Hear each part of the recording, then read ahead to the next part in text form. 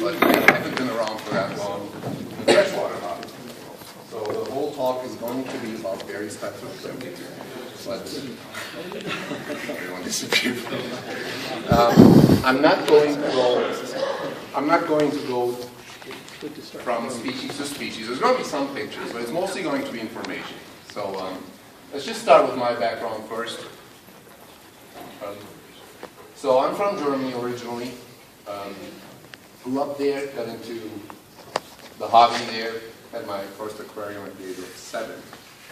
And basically, I've had an aquarium ever since. 39 years old, only 2 years paused. Always have had some kind of aquarium. And kept my first shrimp actually in probably late 80s, early 90s. And it was very rare back then. There was no hobby or anything. It was probably some kind of, ghost shrimp type of thing, or a macrobrachium with a big claws. And it was interesting. I was eating my Molly babies, so I didn't like that too much. But then I came to the U.S. in 1995 to go to college, and basically from then on, 2 years into college, I got back into aquaria. I had to give up my aquarium in the dorms because they didn't want to have fish in there. But I bred all kinds of fish, so I'm not just into shrimp. I bred gillies, barbs, tetras, cichlids, gobies, everything. So I was into angelfish, and I was looking around for food animals, basically, that I could just keep in a big 55-gallon with my angelfish. Well, it was big. I was in New York City, so 55 gallons, big deal. And I wanted them to just breed in the Java moths so the angelfish can just snack at them. And that was around the time when red cherry shrimp, you'll see pictures of them later on, came on the market for the first time. And someone in New York City was selling them. He didn't really know what they were. It was on his website. Websites were quite rare, kind of back then, selling animals still. Aquabit had absolutely nothing, basically, about shrimp. So I got these guys. I put them in with the angelfish. Of course, some of them got eaten immediately, but after a while, I fished out a few because they were interesting. I thought they were just going to be like brine shrimp, kind of swimming around and just being picked at by the fish. And not very interesting, but they were nice and red after a while, and started kicking. And I took out about 10, 15, put them into their own tanks. And I saw babies after a while. I had no idea what I was doing because there was absolutely no information on the internet back then. None in the English-speaking world. No forums, no websites, nothing. But since I'm from Germany, I decided, okay, let's find out some information. Looked at some German forums, talked to some people there that I still knew. Although it was kind of rudimentary, the hobby back then, still in Germany there was some information at least. So got some information from there. Then made my own experiences and decided about a year later, in 2004, to establish a website to present the information to people that are also interested in these shrimp. And that's how petshrimp.com came into being. And it presented information also at the first, still ask, English language forum on the internet. And everything else basically came after that. And that was the beginning of the shrimp hobby. Those were the days when I said shrimp. It still happened, but less so. When I said shrimp, people said, do you eat them? And I said, no, they're actually in tanks. Well, what do you mean in tanks? So those conversations happened a lot.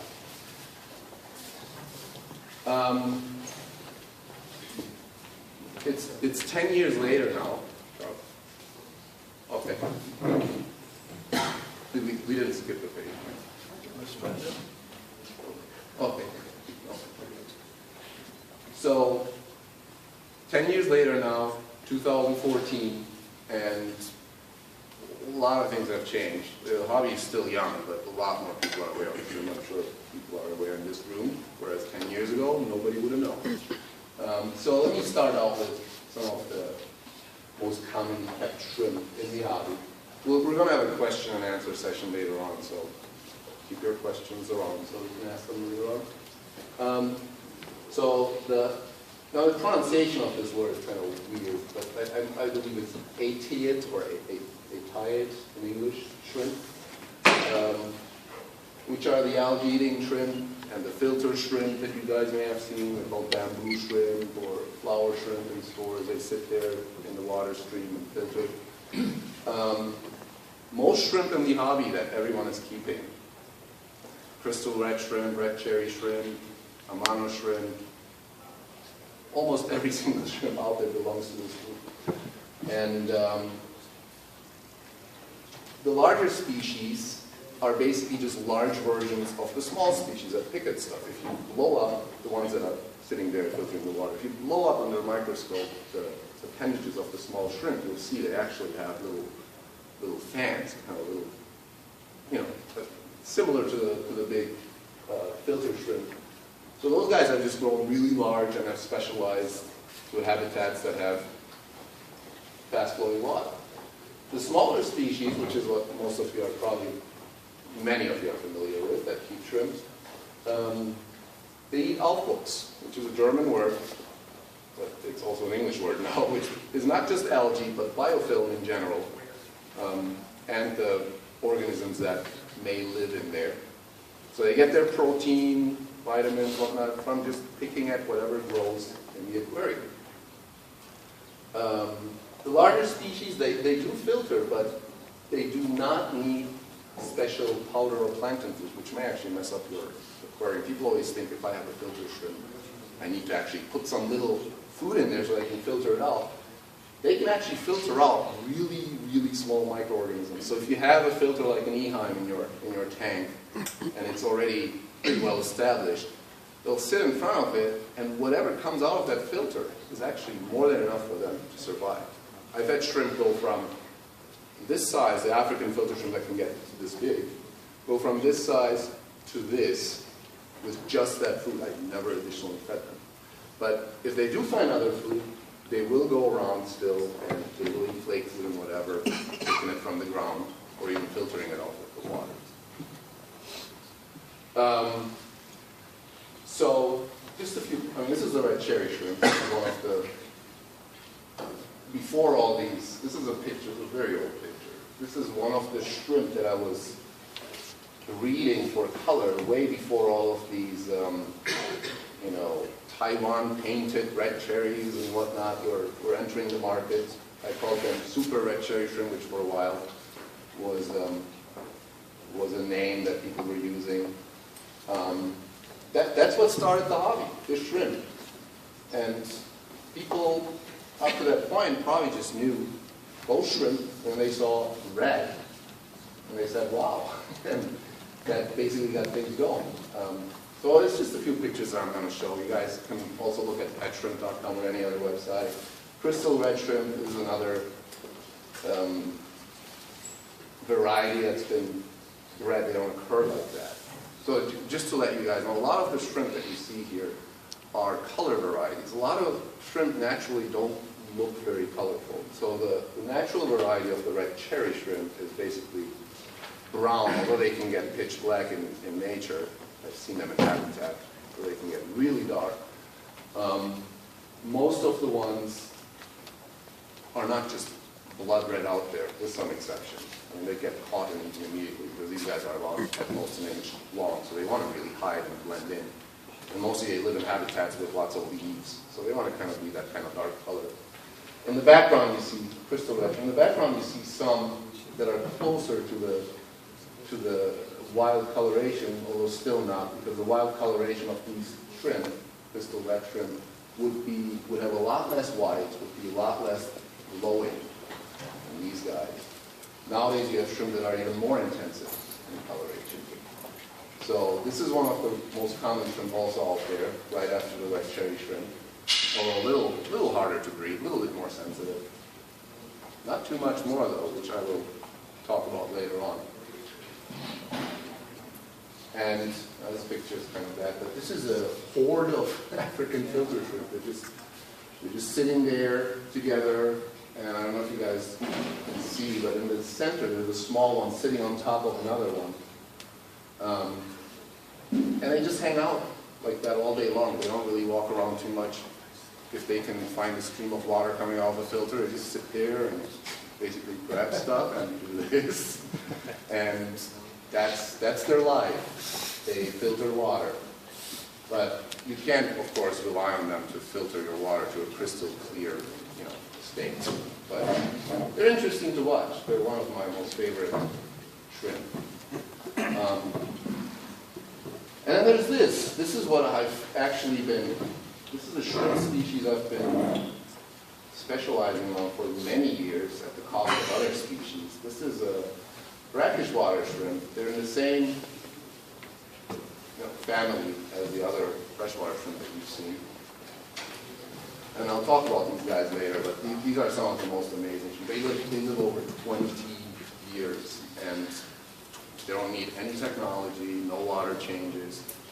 They breed, so you can actually imagine giving them to your descendants for generations, and they will just chug on. I mean, you feed them every 2 weeks. Anyway, let's continue. These types of algae-eating, compost-eating shrimp are, you can find them on most continents except, well, even in Europe. But the actual hotspot, biodiversity hotspot, is in Asia. In southern China, India, they have hundreds of species. And really, although the hobby has become bigger, there's so many more species out there that neither science has discovered, or if they have discovered them, haven't gotten into the hobby. So there's this huge potential in the shrimp hobby for the future that a lot of shrimp will actually enter the hobby over the years that are very interesting looking. And when I said earlier a lot of shrimp are brown, that doesn't mean they're all like that. There are a lot of shrimp actually, especially from some lakes in Southeast Asia, that have developed similarly to the African cichlids. They developed in these lakes for billions of years, and they are beautiful. There are red ones with white and blue dots. There are white and red striped ones, yellow ones, bluish ones. So there are a lot of shrimp out there that still haven't entered the hobby in large numbers, and that will eventually be available. The U.S. has some species too, which a lot of people may not know. There's a Caribbean species that you can find in Florida. It's also small. It's a miniature filter shrimp actually, but it does mostly go around and eat like normal red cherry shrimp most of the time. But you can see it sometimes filtering in the water. There are a few species in Puerto Rico. Mostly filter shrimp, with the large species, but also a few algae-eating type of shrimp. Ethereal wild forms of the red cherry shrimp all over Hawaii, everywhere. I guess at some point they thought they are going to use them as bait, and then they just got all over the place, and now you can find them in the most remote mountain streams, actually. There's a native species here in California, Sincaris pacifica, in Marin County, north of San Francisco. Endangered, threatened, unfortunately on private land, so you can't really go and catch it and try to breed it in captivity, and it's very hard to get licenses. But they let the people do whatever they want with the stream that flows through their land, so who knows how long these guys are going to last. There was another species that was related to that in the LA, Southern California, northern Baja area, but those guys appear to be gone, unfortunately. The rest of the species that are these small algae-eating shrimp in North America are cave species, actually. There are some cave species in Louisiana and Alabama, some in Florida. But again, those aren't in the hobby yet. And then there's these guys, the palaminid shrimp, which are the guys with the claws. I don't know if you've ever seen them. Some of the largest shrimp species are actually in this group. You can sometimes see them in Chinese or Vietnamese stores, the large blue claws that they have. I've seen them a lot in New York City, Chinatown. They can get to up to a foot long, and with the claws extended, they can be over 2 feet. And they come with a pretty mean temperament. You can't really keep them with anything. You just keep them by themselves. Not even with each other. They'll just take each other apart. But the smaller species are not that mean, not that much. The grass/ghost shrimp have been in the hobby as food animals for a long time, which is sad because they're really interesting shrimp, and if you keep them for a long time and breed them, you actually discover a lot of interesting behaviors, such as tool usage. I've seen these guys take grains of sand and rub their eyes and their head with the sand to clean themselves, for example, which is not what you see when you go to a store and buy 20-cent ghost shrimp.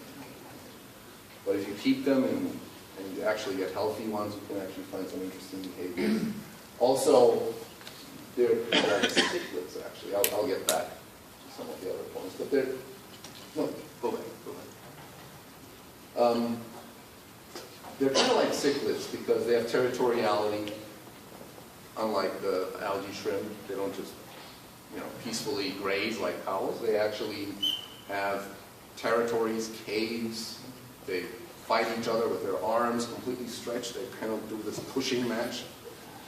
And they also take care, some species, the females, after the babies, the young hatch, they actually protect them, like cichlids, for a while. And they can be kept with fish if you make sure that the fish isn't large enough, like cichlids, to eat them, or small enough to be eaten. Because these guys are opportunistic, they're not predators, so in nature they don't go around and catch fish necessarily, but if they run into a fish that happens to be there and is weak enough, they'll grab it and eat it. In an aquarium, the fish has nowhere to go. It's a small aquarium, so it does happen that fish get eaten. Other than that, they also eat, they're very good at eating string algae. So the species that actually don't eat higher plants, of which there are quite a few, if you have a string algae problem, these guys will take, including ghost shrimp, they will take care of it within days. They'll be completely gone. So here are some pictures. This is a red claw mackerel. See the claws, so it's quite different from, there's a monoshrimp that I didn't even know was in front of it. So you can keep them with other shrimp too, as long as the shrimp are healthy and can get away. But these guys can grab other animals as opposed to the filter shrimp and the algae shrimp. Here's the American glass shrimp, ghost shrimp. There are 2 species in the U.S. actually. This is the one from Florida, which you may see it. The feelers are red. Actually has nice red bands on its claws, which are hard to see in this picture. It has 2 red dots. It's probably the most colorful glass shrimp out there. But you don't see these colors in the store. If you see them as sold as food shrimp, if you get them, they probably die within a day or two, which is a problem with most shrimp that you get from a store. Actually, they're in terrible shape because they've been imported from all kinds of places and gone through all kinds of hands. And most people don't know what a healthy shrimp really looks like, so you get it and you think you killed it, but you may not have it. It's just going to die anyway. Do those ones eat the shrimp, the algae? Say it again? Do those ones eat red algae? Oh yeah. But you have to, see, that's the thing. People get ghost shrimp and then they're like, well, they don't eat anything. Lots of times they don't eat anything, not even food that you give them, because they're in really terrible shape. If you see some milky shrimp, like milky coloration, that's usually a bad sign. But if you have a healthy ghost shrimp like that, it will eat even pure algae. These guys are really good at it. This is a species from Southeast Asia. Very interesting. Hasn't really entered the hobby. I've sold maybe 5, 6, 7 years ago. I've sold a bunch of these guys that I've bred. I have them right now, but I haven't really made them available. But these guys grow these hairs. on their claws. And although this is a male, the males do that, the females to a lesser degree. Although they look like they have really scary claws, they're actually pretty peaceful. They don't really bother many other inhabitants, but they like to hide, so you have to really look for them. And so these are 3 different pictures that I'm showing you of only 3 species, but just like that, there are probably 100 plus, possibly more, that are known to science of these macros, the long-armed shrimp. And many of them are more colorful. There has been absolutely no selective breeding done, so you could imagine a completely red one in the future if you actually do some selective breeding, or a blue one, or a green one. It's just that these guys are not that common, and the hobby is still young, so selective breeding has not been known of. So much on shrimp. If you want to know more about just various species, you can either go on petshrimp.com or various websites. I obviously prefer my own website because I know what information is on there, but you can look at various species there. But when it comes to water parameters, and this includes fish lots of times, it's useless to speak about just certain species, and this species needs that, and that pH, and that species needs this and that. I keep all of my species in the same water, and you'll see in a second what kind of water that is. Shrimp are very sensitive animals. So you're used to fish, and let's say you haven't been using for decades any kind of dechlorinator, and everything has been going well. That may work well for a lot of fish, but then the moment you get shrimp, you do that, you'll have some sudden deaths going on, and you start scratching your head, what's going on here?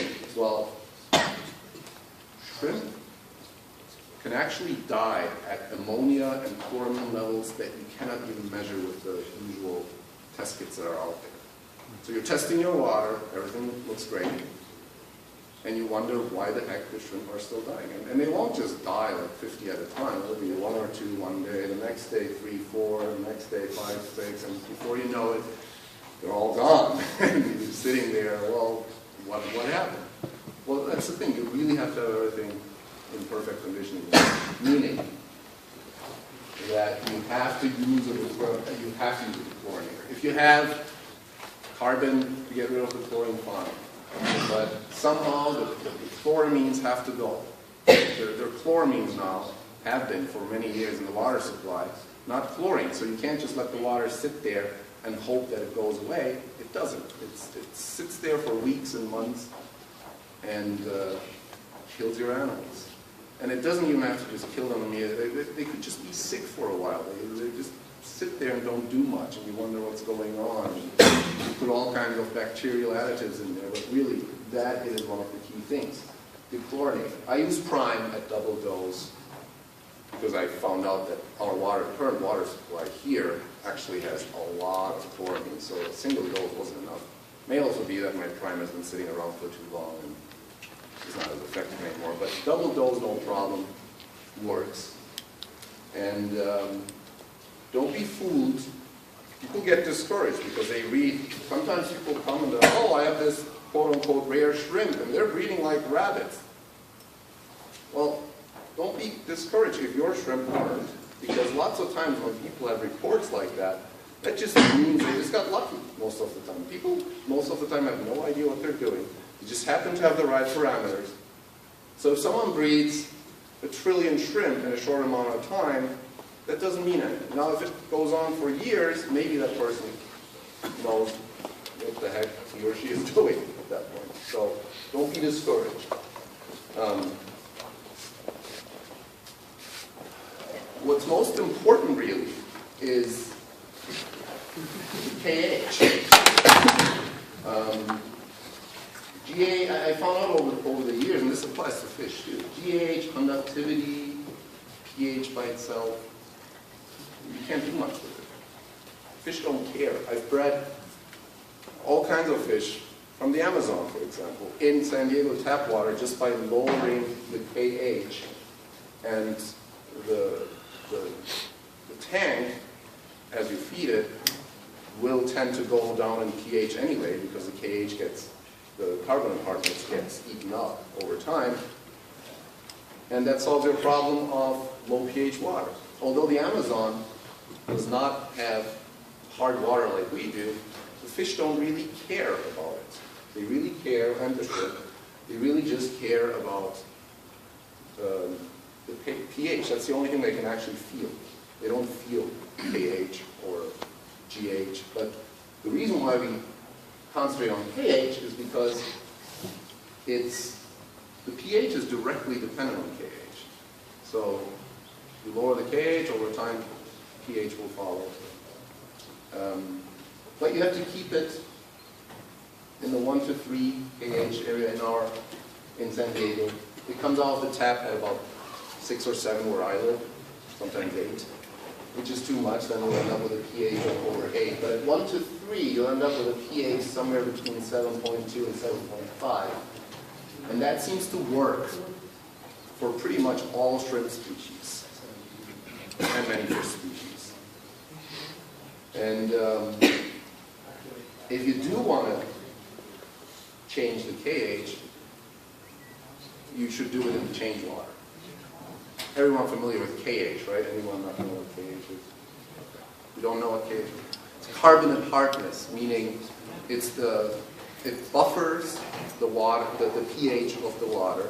So the pH doesn't just go nuts. It doesn't just go, if you put a little bit of acid, it may just crash. If you put a little bit of alkalinity in there, it may just go to 9 and kill your fish. So if you have carbonate hardness, that actually buffers the pH and makes sure that it's at a certain level. But also the pH is directly dependent on it. If your KH is really high, your pH tends to be really high if you keep everything else constant. Now, if you put in carbon dioxide or whatever, that changes things. But generally, KH is very important. And the reason is actually the pH. But if you just try to change the pH, and it's not, a lot of the things that you buy out there in the stores, they just try to change the pH without changing the KH. So the pH goes up and down. You're like, oh, it's at 6.9. Next day you look, it's at 7.8 again. And you wonder why. Well, that's the reason. It just works on the pH. And the reason you want to do that is ammonia is really, really toxic to shrimp. And ammonia is more toxic. It's in a more toxic form the higher the pH is. So even though you may have fish that do just fine at certain ammonia levels, you will have dead shrimp in your tank even if you can't measure ammonia. Meaning there is ammonia, 0.0 whatever, but you can't measure it. So you think you're in the green? No, you're not. So to make sure that your shrimp are okay with the ammonia levels, possibly the tiny ammonia levels that you may have in there, you want to get the pH down to about this level. That is really key. And then basically wait until your tank is cycled. And, well, like I said already, good news. San Diego actually has perfectly fine water. You don't really have to do much with it.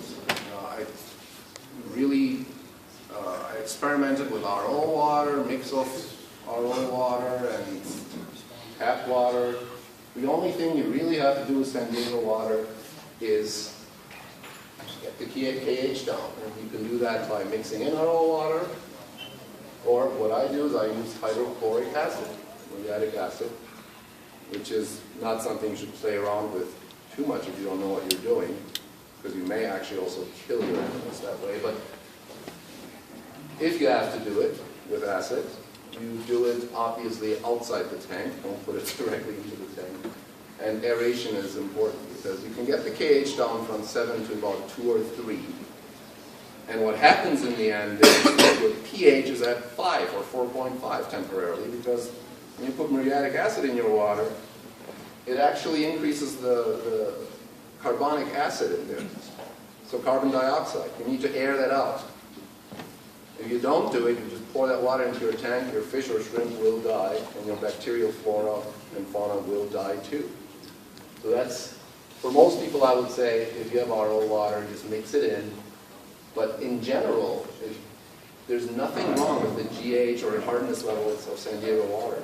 I've read the most rare epistogramma cichlids that supposedly only breed in RO water in San Diego tap water by just getting the pH down. And the same applies to shrimp. There are some shrimp that are reputed to only breed in really acidic water and really low pH, or some that supposedly need really high pH from Indonesian lakes. Generally, 7.1, 7.2 to about 7.5 works for most species. The epistogramma I added 6.8, that worked. You don't need like 4.5. But yeah, that's really all you need to know about San Diego water. It's not that bad. I was in New York. New York was RO water coming out of the tank. And there, it's a lot harder to harden that up, to get some minerals into the water, actually. So I'm pretty happy about San Diego water in general. Just make sure with the shrimp, it's even more important that you cycle your tank for at least 1 to 3 months. You have to really see some algae growth happening there. Don't just throw shrimp in there. Let's say you have fish in there that are doing fine. Don't just assume that shrimp will do fine. You really need the tank to be settled. And another thing to consider, I forgot to mention that earlier, shrimp don't produce much ammonia. So it's very hard to keep the cycle going in a shrimp tank. That's another reason why lots of times shrimp tanks crash.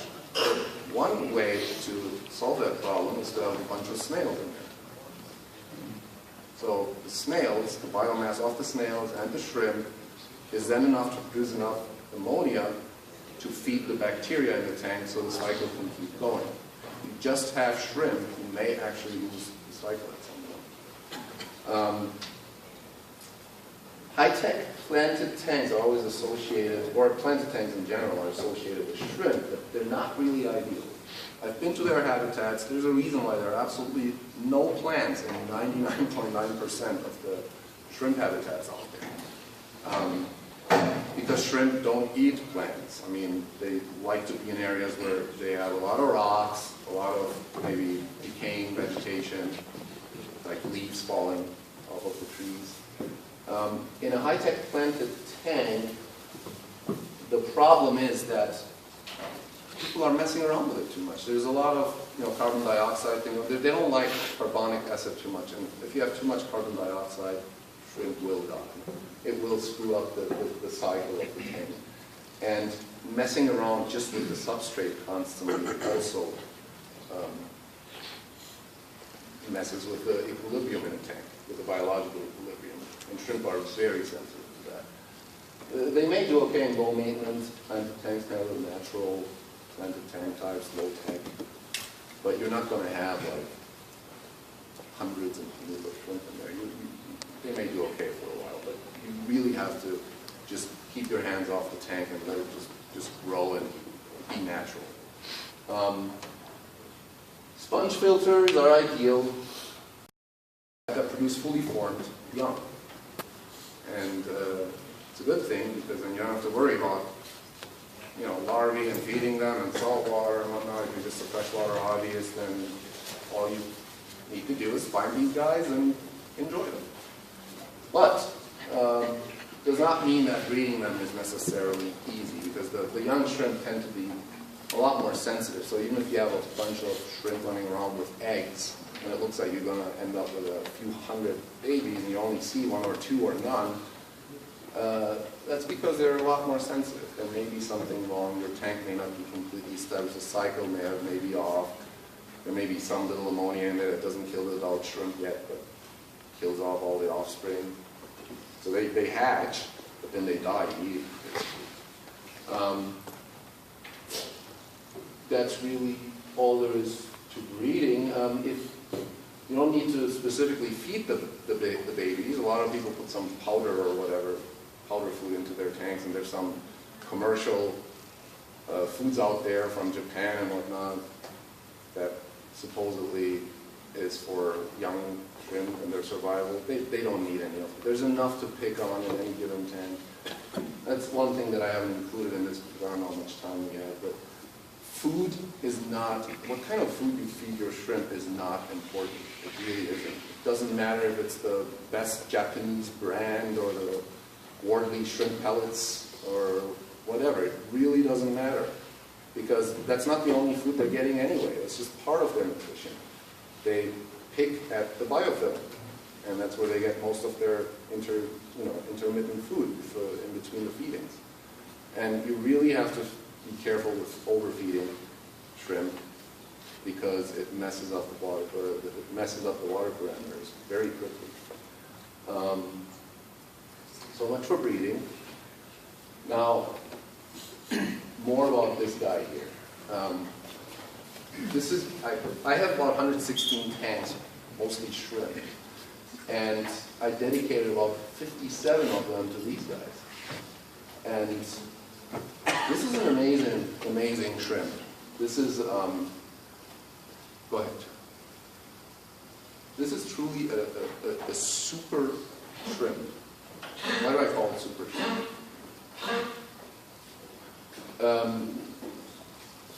It is a bracket water shrimp, so it's not going to be in your planted tank.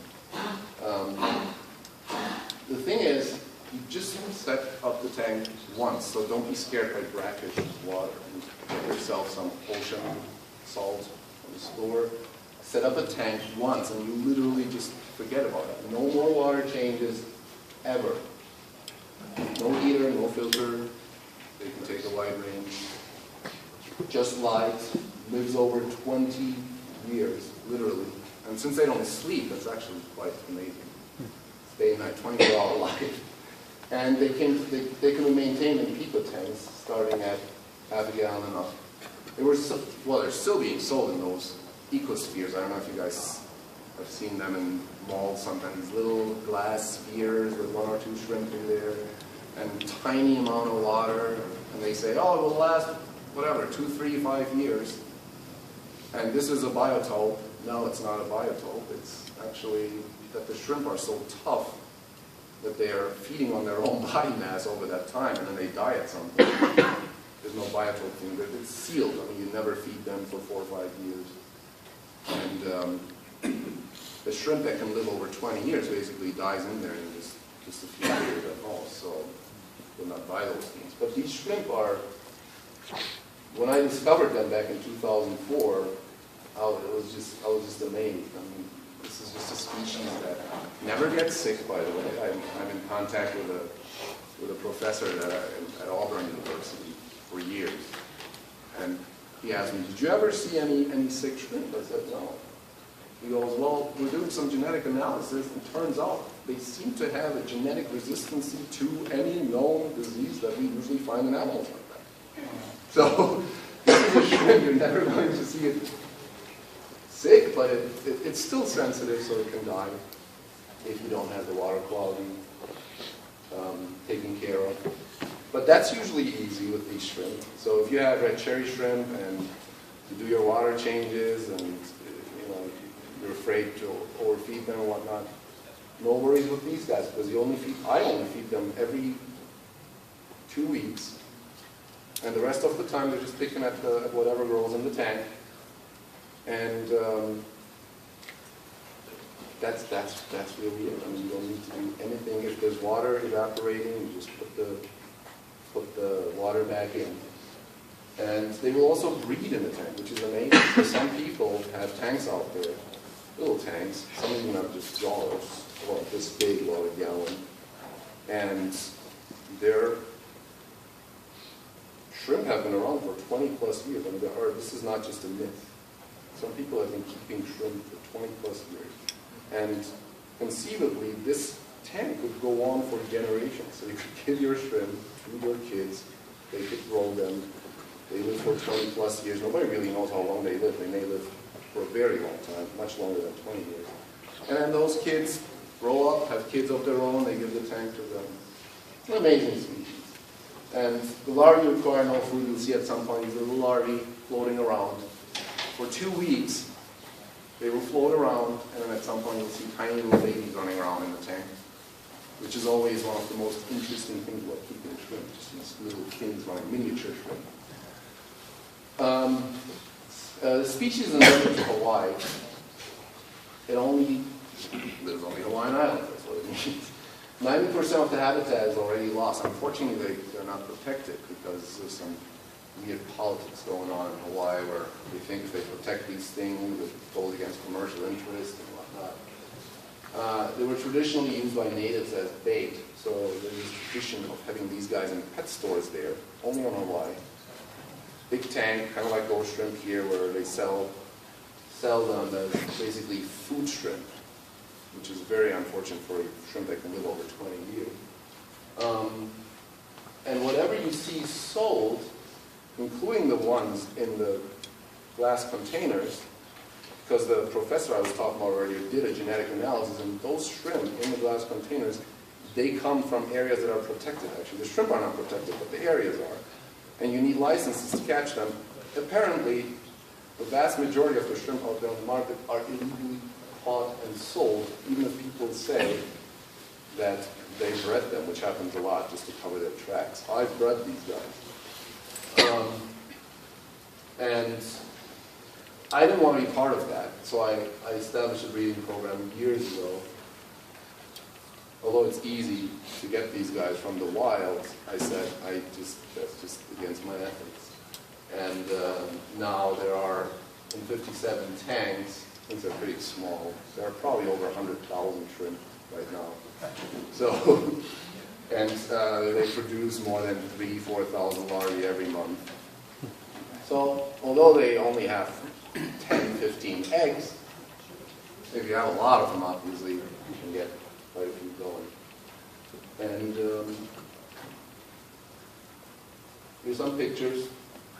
For a tiny shrimp that's about ½ an inch at most, they have huge eggs, and it's usually between 5 to 20 eggs.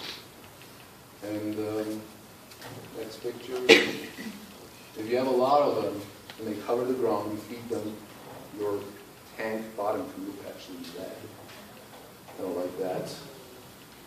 And if you notice, go back one more.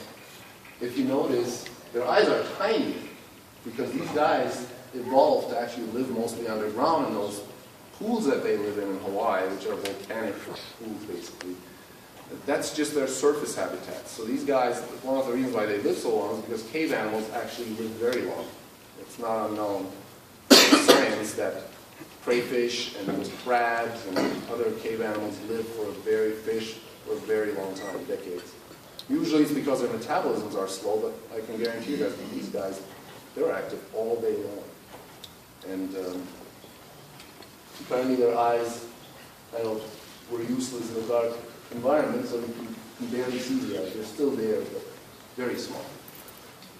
Anyway, that's it. If you guys have any questions, let me know. Okay? So you said that they're cave animals, but you said put a light on them. In the wild, do they get light? The light, you don't put on for them. You put on for the algae. So the algae can grow. And since you never change the water, the thing that gets rid of the nitrates are the algae. Nitrates, phosphates. So the nitrates, phosphates roll the algae, and these guys eat the algae. Well, but does that mean then living in caves don't foray out where the Yes, they foray out to the pools. Alginate. Yeah, and they eat the algae. So they migrate. They migrate back and forth in between pools, even underground. Yeah. Any further questions? Red fire shrimp and cherry shrimp. You think they're the same species? Which one? Red fire shrimp. Yeah, they're the same. Same species. There's just different color varieties. The red fires probably was bred more for intense coloration, but you notice if you breed them for a while that more and more the offspring will look similar to just normal red cherry shrimp. I see. Because they don't breed true. So you just have to keep selecting them out. A lot of the shrimp that are out, I mean the red cherry shrimp,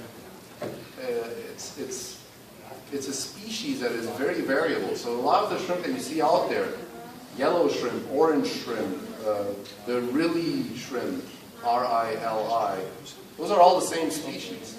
So if you go home and you have a yellow shrimp and a green shrimp and a red shrimp, you put them all together, they will breed, and then we'll end up probably mostly with brownish shrimp that are kind of wild colored. So, although later on the generations, the yellow and red and whatnot will pop up still. Any more questions?